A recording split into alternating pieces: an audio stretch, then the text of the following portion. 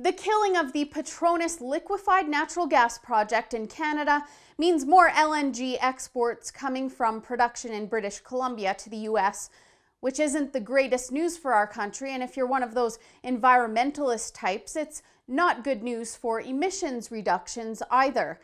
I've told you about how the United States, once not even really on the map for oil and gas and exports due to a 40-year oil export ban, suddenly became the top producer thanks to horizontal drilling techniques that spurred a hydrocarbon revolution in that country.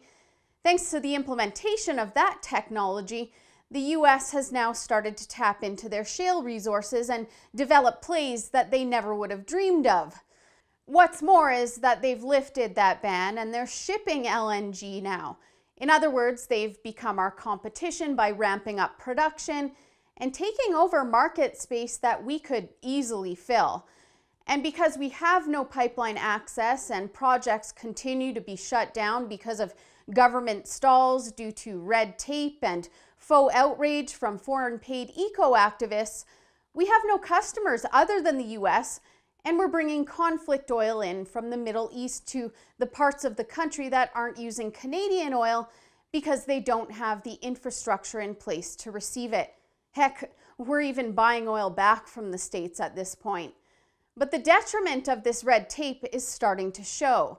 Instead of shipping our LNG to somewhere like China where they use a lot of coal, we're now shipping it to our only customer. 7 Generations confirms that they're sending about 100 million cubic feet of LNG to an export facility in Louisiana. And although some may say it's great that companies are finding a client in the United States, that's just not diversifying Canada's client base, which is desperately needed.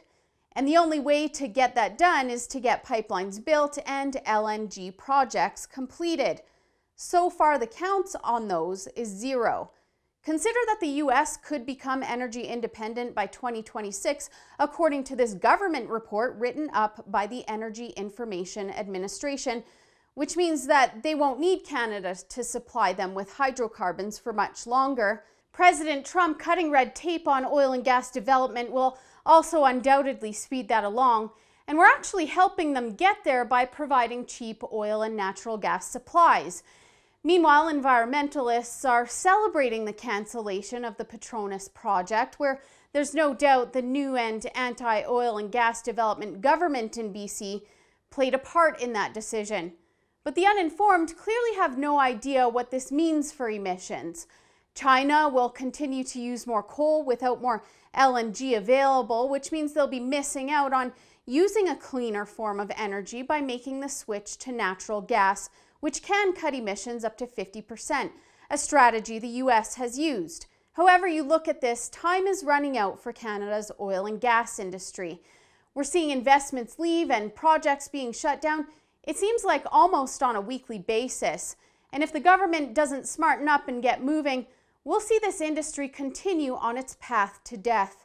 For the Rebel.media, I'm Holly Nicholas. Thanks so much for watching. Don't forget to hit the subscribe button to get all of the updates from our Rebel Canada YouTube channel so that you don't miss out on the other side of the story in Canadian news.